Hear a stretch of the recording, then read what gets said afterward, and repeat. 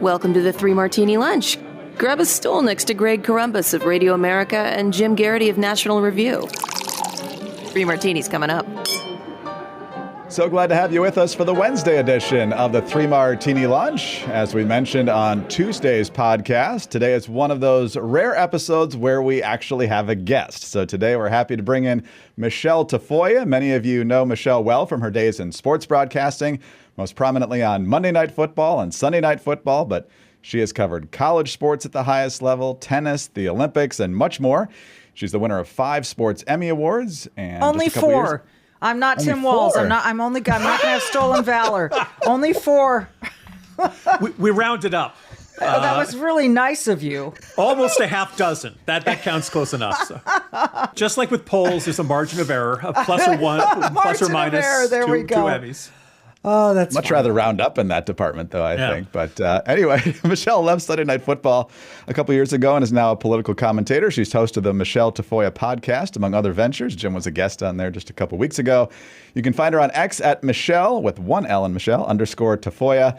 And Michele, it's great to have you with us. Thanks for being here. It's good to be here. I'm just sad I don't have a martini. That's my only, disappointment. Guests are always a little disappointed. Yeah. I thought there was one was just going to magically appear in front of me. We often do the show sober, regularly. Not.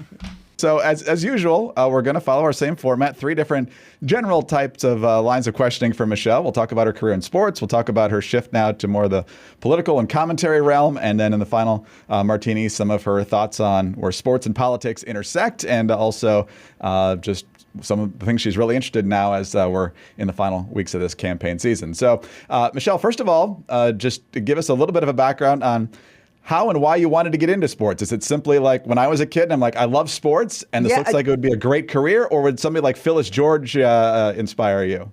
I would say my inspirations were Robin Roberts, Leslie Visser, Hannah Storm. They were sort of the 3, and certainly don't let me discount Phyllis George being the first one to walk through the door. That had to be extremely tough for her. It's a good thing there wasn't social media then, because she might have quit. But I place a great weight in that being first thing, because that's massive. But yeah, I loved sports. It's a big part of my family. My brother was a great basketball player. I played sports, but I wasn't nearly as good as I was as a talker about sports. When I got into college, the 49ers were our team, my family's team, and they were killing it.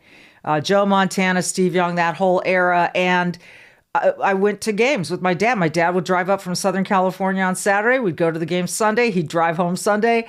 And it was a passion, just a massive passion of mine.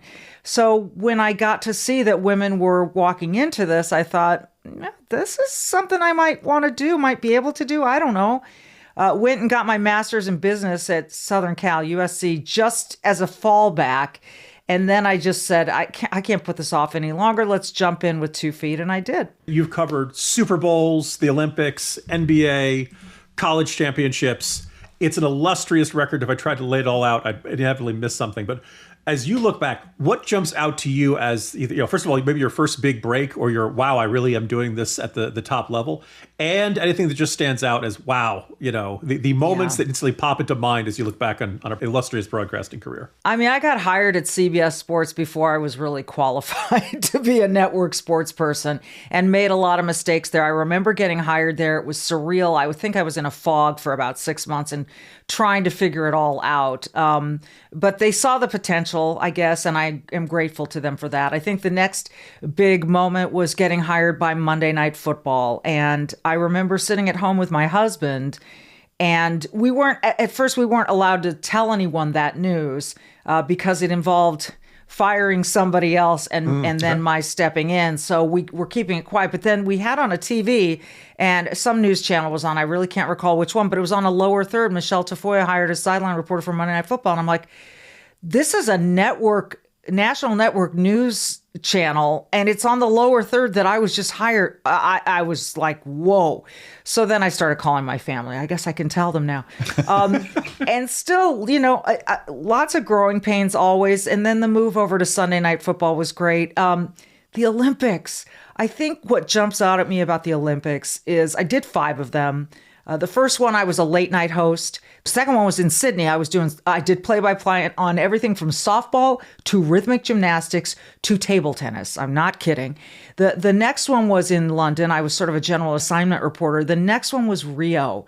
And that was Michael Phelps' his final Olympic Games. And I was the poolside reporter.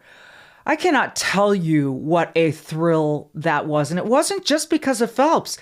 Team USA was they outperformed expectations on this level, with Katie Ledecky having this unbelievable emergence. And I'd leave there every night going, I can't believe I'm paid to do this. This is the greatest job ever. And then my final one was Tokyo, the COVID Olympics, also did poolside. So all those things I recall, but there are Super Bowl moments I recall. There are NBA moments I recall. I've been so fortunate, and I really haven't taken a lot of time to think about it very much, except that I was really fortunate. No, it's amazing. And yeah, especially in her first couple Olympics, Katie Ledecky could have been out of the pool, showered, and eating dinner by the time some of the other people in her races finished. It was unbelievable. You know what? I remember we did Worlds in Kazan, Russia, World Championships. We kind of did that to prepare for the Olympics. And it was the Worlds between London, when Katie won, I think, one gold medal, between London and Rio. And I remember when at Worlds in Kazan, and Katie was dominating, and she'd get up on the blocks, and the instant thing that you'd go is, who's coming in second? Because there was no way anyone was going to challenge her. Now, that has changed over the years, but at that time, there was no one like Katie Ledecky. Exactly. Now, in addition to your football sideline reporting, you've also done NBA for a number of years while you're working with ABC and ESPN. And one of the things that happens during the NBA games, in addition to talking to the coaches at halftime and even between quarters, is now the in-game, like during timeouts interview. Some coaches are okay with it. I don't know that any of them really love it. And then there are others like Greg Popovich who just want you to go away. So how do you deal with ornery coaches who really don't want to do it, but you got to bring something of value to the broadcast? You know, I was really lucky in that I cultivated a really good relationship with Greg Popovich. He didn't always appreciate the commitment that he had to give. But the last time I saw Pop was in Denver. I was there covering an NFL game. He was there with the Spurs. They were going to play the Nuggets, and we all happened to be in the same hotel in Denver. And I caught sight of him in the restaurant, and he was having a meeting with his assistants. And I went over and caught his eye, and he got up from his meeting and he came over and he's like, "Kid," and he hugged me. Now, we are very politically different. I respect him for his views, but I will say that I had a great relationship with Pop, and that really stands out about my NBA career. And it just sort of was cultivated. I worked on it, and I was always very sure to quote him to the word. I never stretched anything he said.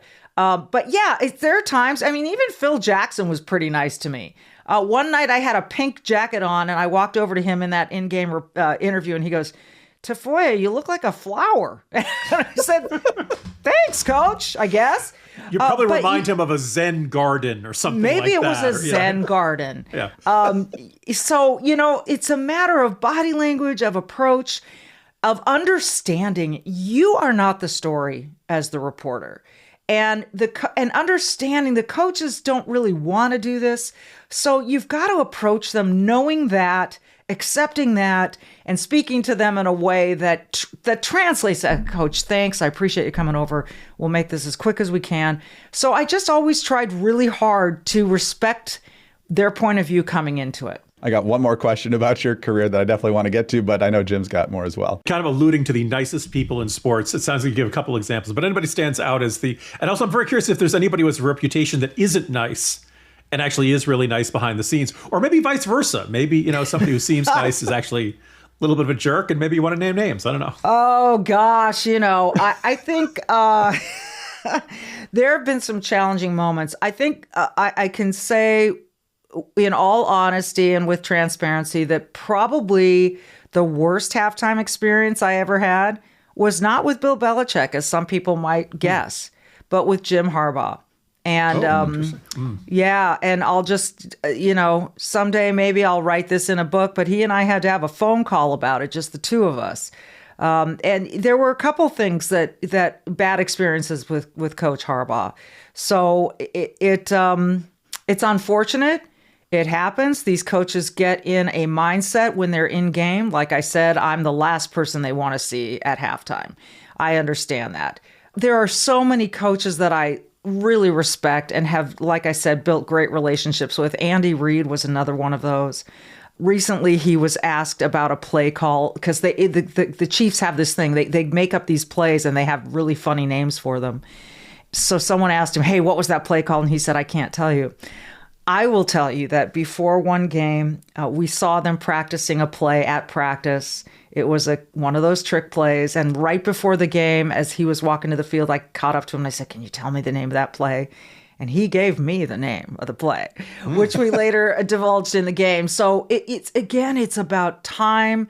It's about, you've got to layer these experiences. There are a bunch of great people. The negative stories always get the most attention, right? But there are a bunch of really solid, great human beings in every league. And yeah, you have your share of jerks too, because some of these guys have spent their whole life being praised, being surrounded by sycophants who just want to tag along for the ride. And they believe they are just God's gift to whatever, to the wide receiver profession or the kicking profession or whatever it is. So you never know what you're going to get. And part of the adventure of the job was that no 2 days were alike, no 2 games were alike, no 2 people were alike.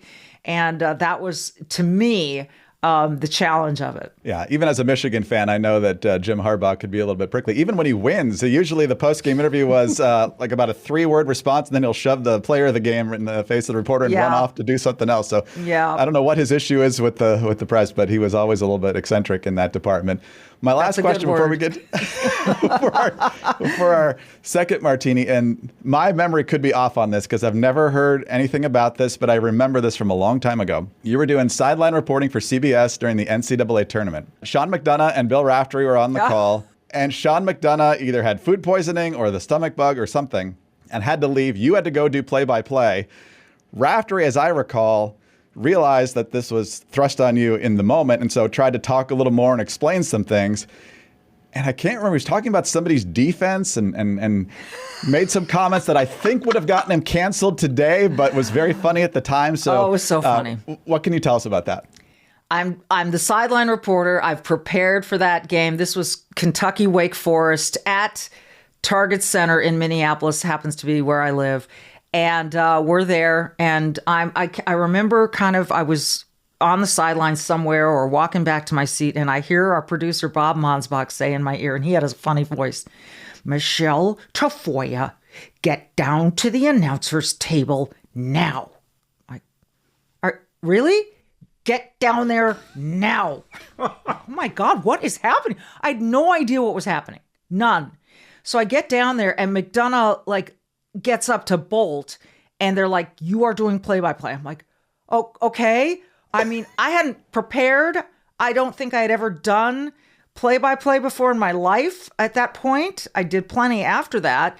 But so I sit down. I've got all of Sean's notes and charts in front of me. It looks like a foreign language. Sitting with Bill Raftery, and they come back and they explain, I'm sitting in, Sean had to whatever.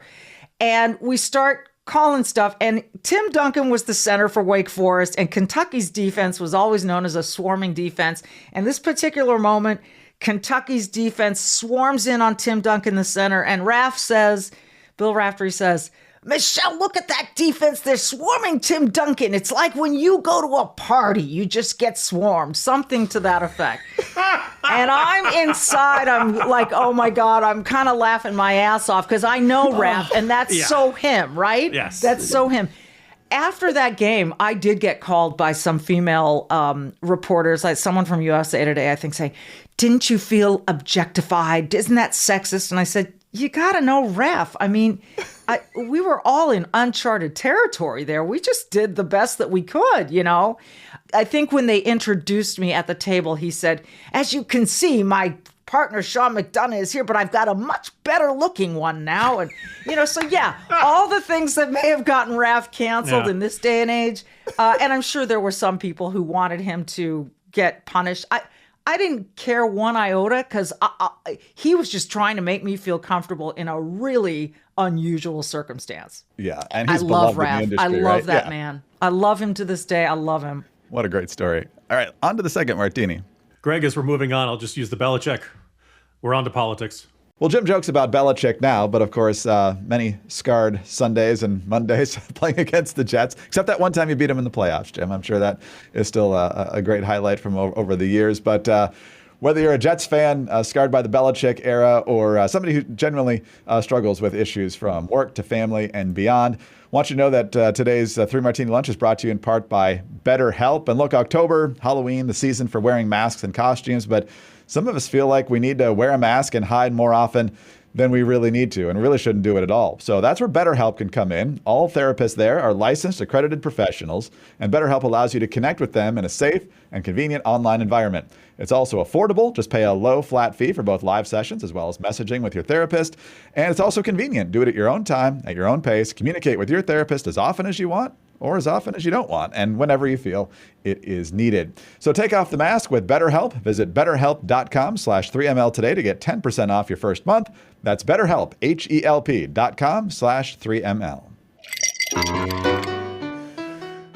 All right, well, hard to top that. So let's move on to our political martini. Jim, go ahead, take it from Sure. So it's kind of a two-part question. The first is, were you always on the right or conservative, or was this something that kind of evolved over time? And I'd love to know, in all those years at major broadcast networks that we don't necessarily think of as being on the right, did that ever cause tension? Did you ever hear or see things that made you feel like, there was this pressure to either not be political or to be more political to the left? So just your thoughts on your political evolution and how that affected your career. So many people that I work with said, you went to Berkeley. How are you a conservative? Not everyone who goes to Cal comes out a raging liberal, okay? When I went to Cal, I think I was probably on the left. I did not vote for Reagan, let's put it that way. But then later, I worked for the White House in a White House commission under Reagan. And it was, I worked for the bicentennial of the Constitution. This is how freaking old I am. But anyway. We're not going to give you grief about that. Don't worry. Thank we you. remember this as well. So, Yes. So I got to sit on a stage where Reagan came up and welcomed and I was like smitten. It was unbelievable. I think part of it was probably just, wow, that's the president of the United States. But it was also, wow, that's a president of the United States who looks really happy to be the president of the United States. And I have felt good under this administration. That was not even my turn. My turn really came on 9/11. I had just been married not too long before that. I was starting out on this really optimistic portion of my life. And look, both my parents were conservative. My dad, Hispanic. His parents were immigrants to this country, legal immigrants. He is a very traditional conservative. My mom was as well. I was raised Catholic. I'm no longer Catholic, but I was raised Catholic. You grow up in Southern California and you go to school at Berkeley, there are influences there when you're young that make you, and I was a total virtue signaler. I wanted to be this sensitive person and so on and so forth. But I think when I think of my awakening, it was 9/11. This country that I love was attacked by people who hate us. And I just, that whole day, I watched it live on television. I get goosebumps thinking about it. I think we all do. We all remember how we learned of it. My brother was in London at the time. My parents were in Southern California. I woke my parents up with the phone, turn on the TV, turn on the TV. The horror of that day and our response to it just strengthened my attachment to the country, its values, the Constitution. And I started really paying more attention. I really started reading more, listening to different points of view, really trying to understand how I was going to protect my future family and our way of life. And so that was the turning point for me. Now, having said that, I worked at ESPN, I worked at ABC, I worked at CBS, and I worked at NBC. I never felt like I needed to change who I was. And quite frankly, it was never really discussed much because we were in sports until the kneeling started during the national anthem. Okay. Mm-hmm. And if you remember, this was close to the 2016 election. And then Trump started calling them SOBs, and there was this whole thing. And I remember we were in Washington on, I think this was on Sunday Night Football. And post-game, their quarterback at the time was Kirk Cousins, and I interviewed him. What would you say to the president right now? What would you say? And he's like, can't we just all... It was almost like, can't we all just get along? It was Rodney King. Rodney King. It was almost like that. Can we just be united? But we proceeded not to be. And so I really had to walk a line on this. I am a full First Amendment absolutist. If you want to kneel during the anthem, that's your right. But at the same time, I knew what kind of optics that was sending to all of the NFL fans. I heard from NFL fans. We saw our ratings go down a little bit in 2016. They can say, oh, well, that was the election. I can say maybe, but there were a lot of fans who were pissed off at the players who were kneeling. And they thought, you guys are in America playing a game, making millions and millions of dollars, and you're turning your back on our flag. And I understood that part of it. So that was a really, really interesting time to be in the NFL and a challenging time. But I will also say that within my sphere of people, I never felt like I couldn't say what I wanted to say. On the air? Hell no. And that, quite frankly, you know what, guys, that wasn't my job. My job was as a reporter.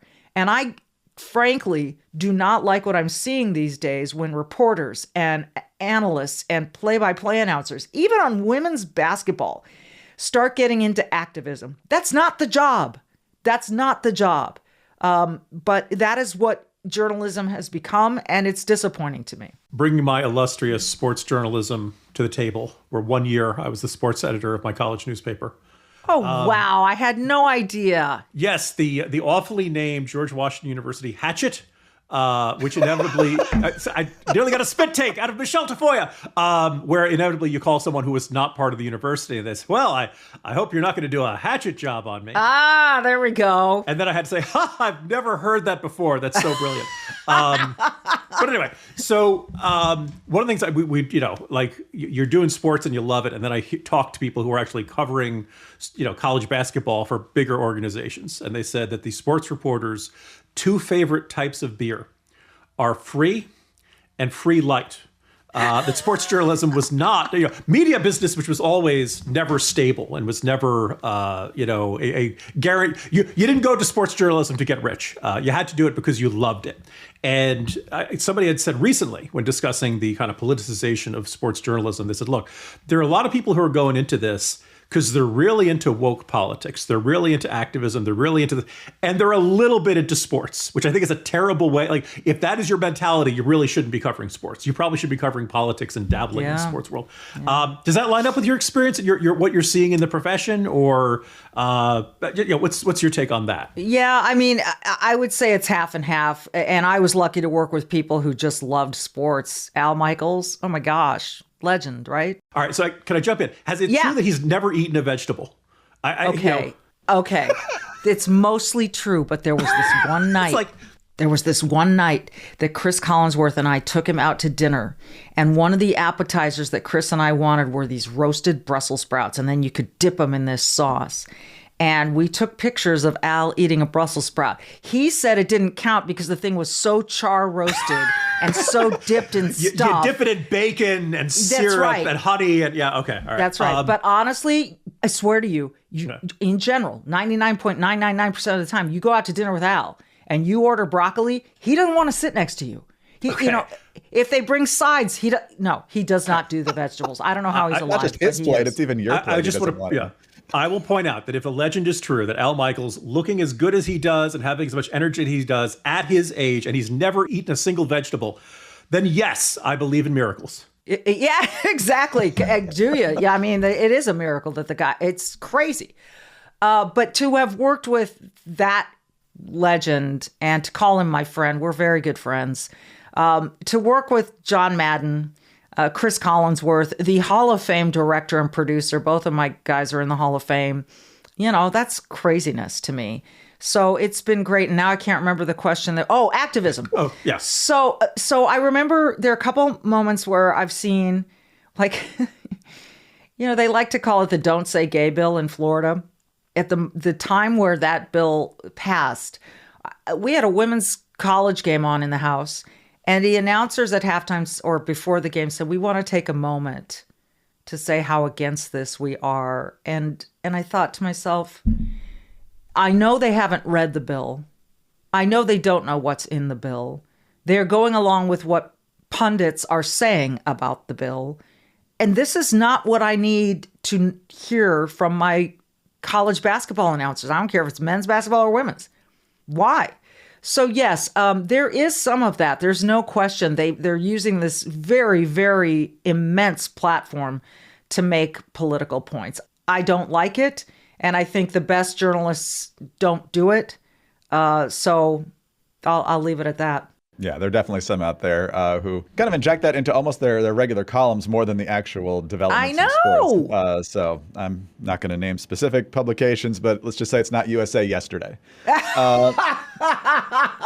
Last question on this martini, Michele. How did you decide to make the switch then, to leave NBC and to do what you're doing now? It started on 9/11. It percolated for years and years that I felt like I needed to be part of a bigger conversation. Don't get me wrong, I loved my job, loved it. But in 2018, my producer, Fred Godelli, came to Minneapolis to have lunch with me because I said, I have something to tell you. And I said, 2019 is going to be my last season. And he was like, this is not why I thought I was coming here. I thought you were coming to, talk an extension. I said, no, I need to do this. So 2019 came, I did it. And then, our Super Bowl got pushed out, and then there was an Olympic Games, and he said, please just get me through the Super Bowl. And so I stayed on. It's a long story, but I stayed on. But this was a long-term plan. My husband and I planned for it financially. And I feel so passionately. And there are moments, guys, I hate to sound like dorky patriotic, but to be on an NFL sideline is a real privilege and an honor. And when you're there and you appreciate all the masterful things that athletes can do, you're also down there very often with service members, people from all branches of the services, the military. And some of them are wounded warriors, and some of them are guys who have yet to go off.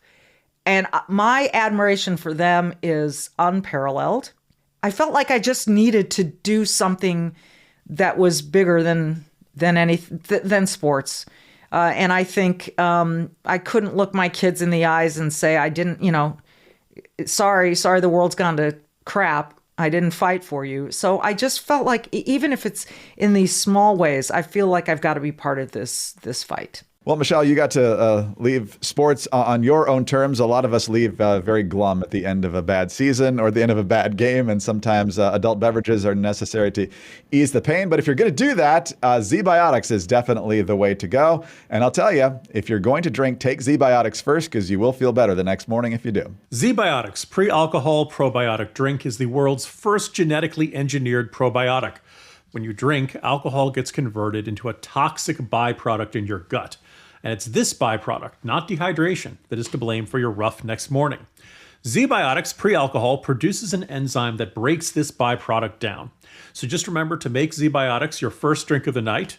Drink responsibly, as always, and you will feel your best the following morning. As I've said many times, had a colleague, knew exactly where his limits were. As he got older, those limits didn't work anymore. Tried Z-Biotics, limits worked great. Go to zbiotics.com/3ml to get 15% off your first order when you use 3ml at checkout. Z-Biotics is backed with 100% money-back guarantees, so if you're unsatisfied for any reason, they'll refund your money, no questions asked. Visit zbiotics.com/3ml and use the code 3ml at checkout for 15% off.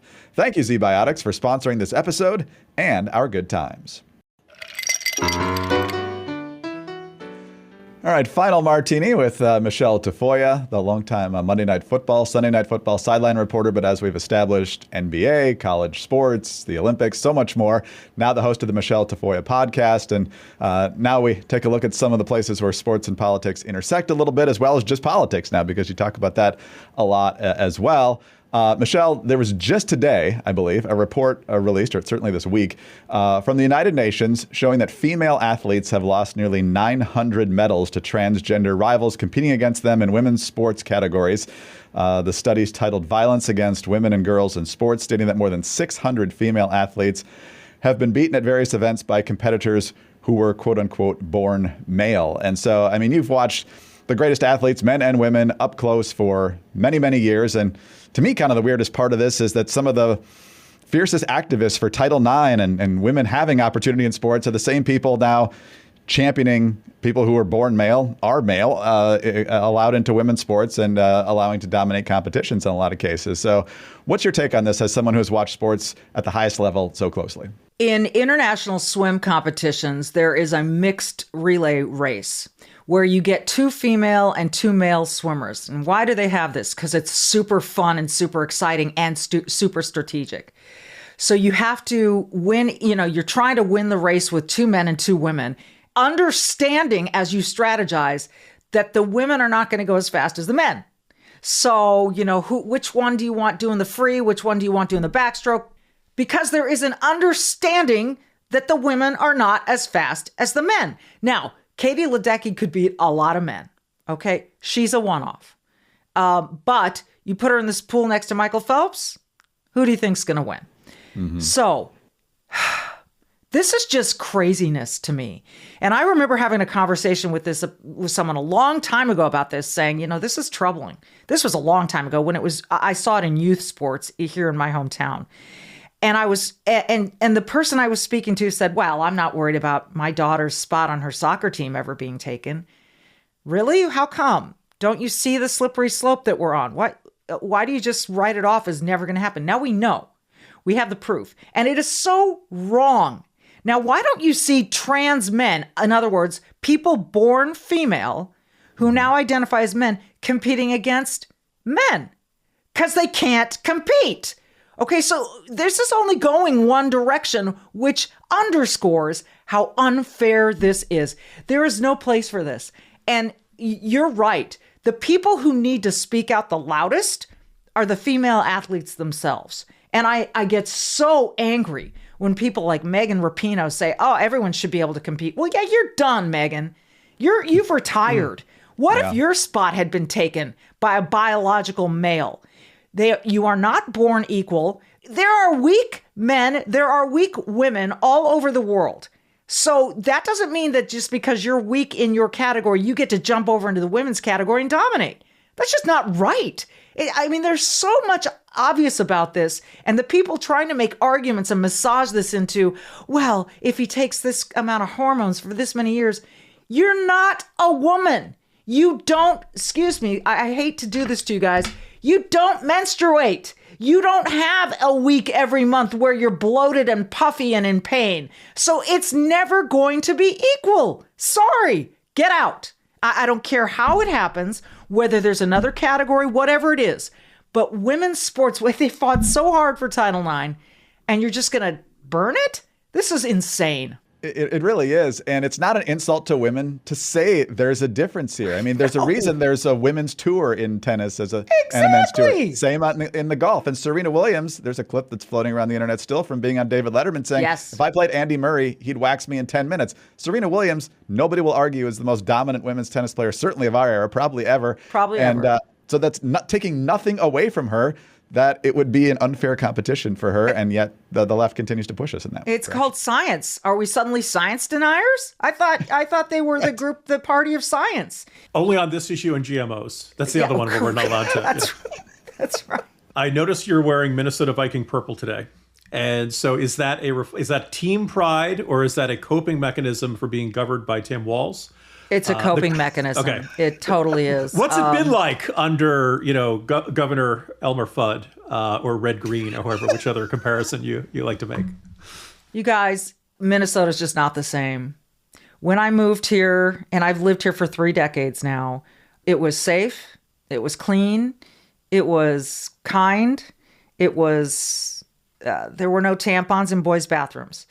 Tim Walz has never been vetted, because he looks so harmless.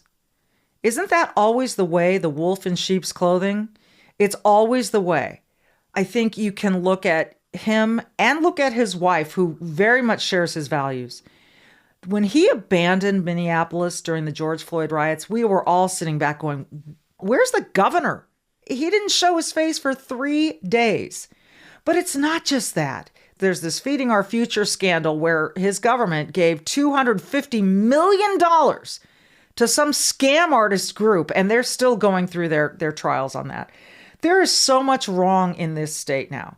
When he says that there are not abortions up to 9 months, he is lying to you. When he says that kids who want to come here and get gender-affirming care without parental guidance is wrong, he is lying to you. I mean, it's all very clear in law. I'm married to a lifetime Minnesotan, and we now can't wait to leave. It's really sad. And I've met a lot of lifetime Minnesotans who feel the same way. And they're sad because this is the land of 10,000 lakes. It's a beautiful state where people just used to enjoy life and live peacefully and together. And it's just gotten very, very radical under Tim Walz. I'm glad that he's now being exposed for who he is. And anyone that tries to tell you that he's benign is lying to you. Minnesota has always been a Democratic state, which is not the same as saying it's always been a hard left or progressive state. And it feels like that's Correct. the change you've seen in the last half decade to a decade or so. Yes. You're also being told as a woman you got to vote for Kamala. How do you feel about that? I was told as a woman I was supposed to vote for Hillary. And I didn't. I don't like that stuff. I'd love to see a woman president. I think there are a lot of great women out there who could be a great president. I've had the pleasure of getting to know Condoleezza Rice. I think she would have made a great president. She doesn't ever want to run for president for a number of reasons, but she's someone I could get behind. But just because someone, has boobs, real boobs, and is a female, doesn't mean I should just vote for them blindly.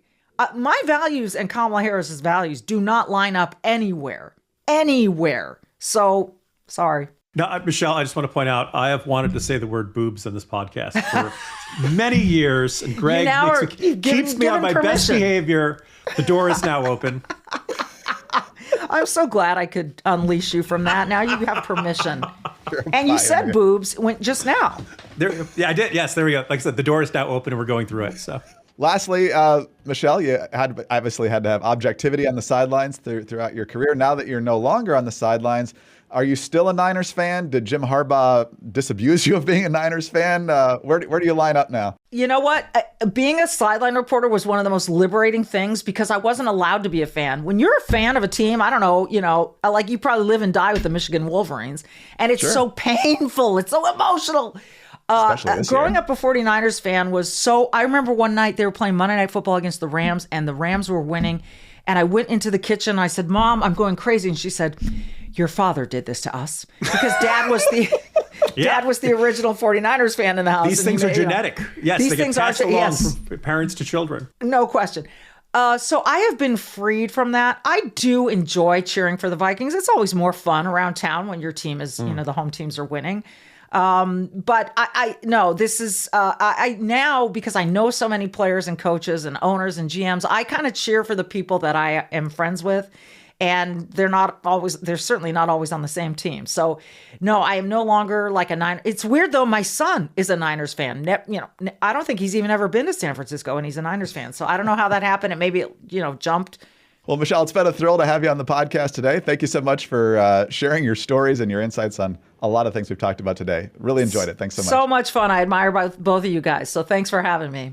Oh, thank you guys. Thanks for being here. You can learn more about the Michele Tafoya podcast at micheletaffoya.com. You can also find it on X at Tafoya Podcast. And you can follow her on X, again, at Michele, with one L, _Tafoya. Jim Garrity, of course, National Review. I'm Greg Corombos of Radio America. Thanks so much for being with us today. Do subscribe to the podcast if you don't already. Tell your friends about us as well. Would love to have them listening. Thanks also for your 5-star ratings and your kind reviews. Please keep those coming. Get us on your home devices. All you have to say is play 3 Martini Lunch podcast. Follow us both on X. He's at Jim Garrity. I'm at Dateline _DC. Have a terrific Wednesday and join us again on the Thursday edition, back to our usual format on the 3 Martini Lunch.